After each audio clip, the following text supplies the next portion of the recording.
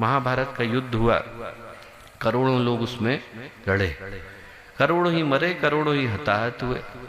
अब यदि किसी के मन में आए कि हम उन सारे लोगों की सूची बनाएं जो दोनों तरफ से लड़े, उन सबका नाम लिखने के लिए बैठे, तो कोई कितना भी चाहे सबका नाम लिख पाना संभव नहीं। हमारे लिए छोड़ दीजिए, महर्षि वेदव्यास के लिए संभव नहीं जिनने महाभारत को लिखा। हर व्यक्ति का नाम कोई याद नहीं रखता, पर अर्जुन का कोई भूलता नहीं, युधिष्ठिर का कोई भूलता नहीं, भीम का कोई भूलता नहीं, क्योंकि नाम हरेक के याद नहीं रखे जाते, नाम उनके याद रखे जाते हैं जो भगवान की योजना में सहयोगी बन पाते हैं। नाम उन्हीं के याद रखे जाते हैं। न जाने कितने आए, न जाने कितने लड़े, उनके नाम कोई याद नहीं रखता, पर भगवान के सहयोगियों का नाम कोई भूलता नहीं। न जाने कितने लेखक आए, न जाने कितने साहित्यकार आए, न जाने कितने रचनाकार आए, आते हैं चले जाते हैं, उनको कोई याद नहीं रखता।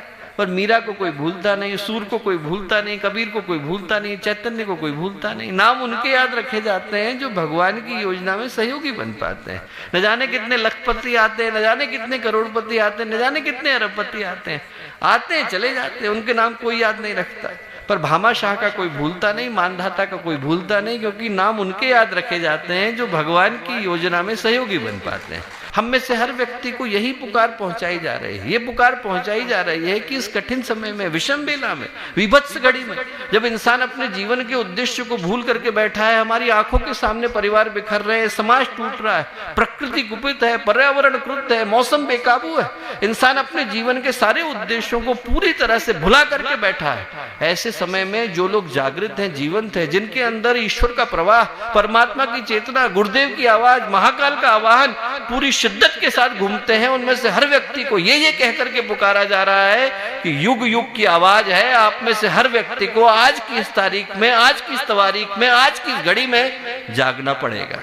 ये समय आप लोगों को जगाने के लिए आया है, अंधेरों को चीर करके प्रकाश को पैदा करने के लिए आया है। हम में से हर व्यक्ति को याद दिलाता आया कि जो घड़ी है, आज के समय की घड़ी, दुख की घड़ी, वेदना की घड़ी, पीड़ा की घड़ी, पतन की घड़ी, इस घड़ी को हम लोग स्वीकार करने वाले नहीं।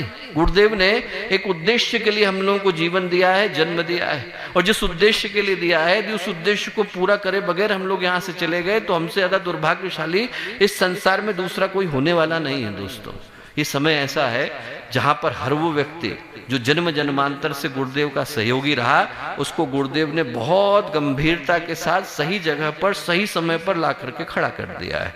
सिर्फ अवसर इस बात का है कि हम लोगों को जो जिम्मेवारी दी गई है, जो भूमिका दी गई है, जो कर्तव्य दिया गया है, जो दायित्व दिया गया है, उसका निर्वहन हम लोग सही तरीके से कर सकें।